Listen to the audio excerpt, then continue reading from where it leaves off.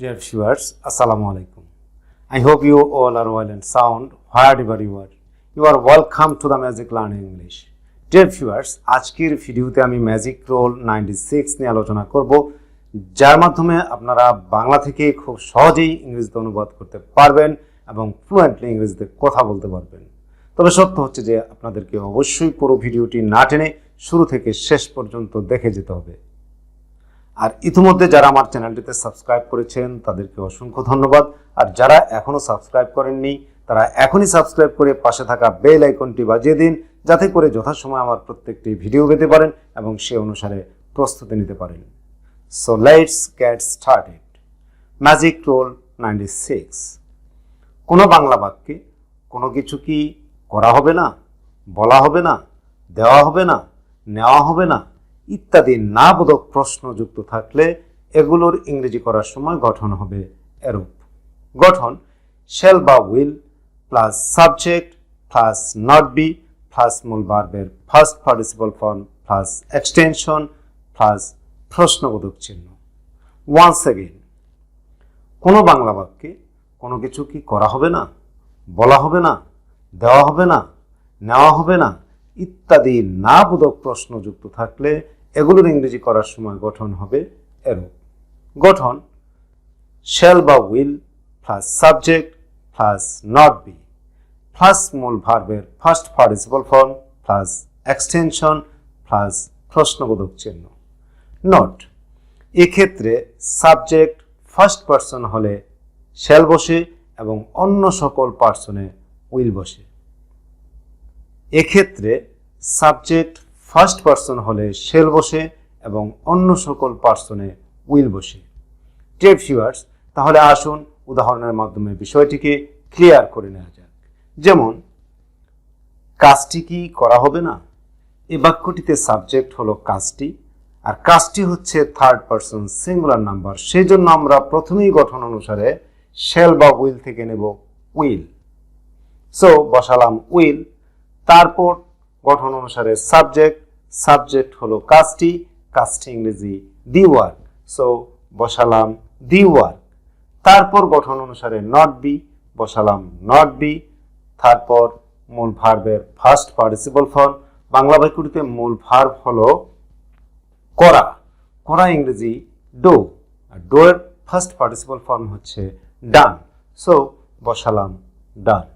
তারপর এক্সটেনশন বা বাকি অংশ নেই, সর্বশেষ প্রশ্নবোধক চিহ্ন, সো বসালাম প্রশ্নবোধক চিহ্ন।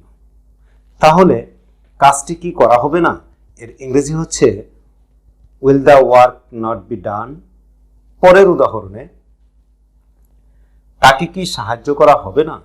এ বাক্যটিতে সাবজেক্ট হলো তাকে, তাকে ইংরেজি আমরা এখানে হিম বসাবো না, হি বসাবো। এ বিষয়ে আমার পূর্ববর্তী ভিডিওগুলোতে বিস্তারিত আলোচনা করা আছে, সেগুলো আপনারা প্রয়োজনে একটু দেখে নেবেন। সো বসালাম হি, তারপর গঠন অনুসারে নট বি, বসালাম নট বি। তারপর মূল ভার্বের ফার্স্ট পার্টিসিপল ফর্ম, এই বাক্যটিতে মূল ভার্ব হচ্ছে সাহায্য করা, সাহায্য করা ইংরেজি হচ্ছে হেল্প, আর হেল্পের ফার্স্ট পার্টিসিপল ফর্ম হচ্ছে হেল্পড, সো বসালাম হেল্পড। তারপর গঠন অনুসারে এক্সটেনশন বা বাকি অংশ নেই, সর্বশেষ প্রশ্নবোধক চিহ্ন, সো বসালাম প্রশ্নবোধক চিহ্ন। তাহলে তাকে কি সাহায্য করা হবে না এর ইংরেজি হচ্ছে will he not be helped. পরের উদাহরণে, আমাকে কি জানানো হবে না? এ বাক্যটিতে সাবজেক্ট হলো আমাকে, আমাকে ইংরেজি এখানে আমরা মি বসাবো না, আই বসাবো, আর আইয়ের সাথে বসে শ্যাল, সেজন্য আমরা গঠন অনুসারে প্রথমেই বসাবো শ্যাল। তারপর সাবজেক্ট আমাকে ইংরেজি আমি আগেই বলেছি আই বসাবো, বসালাম আই। তারপর গঠন অনুসারে নট বি, বসালাম নট বি।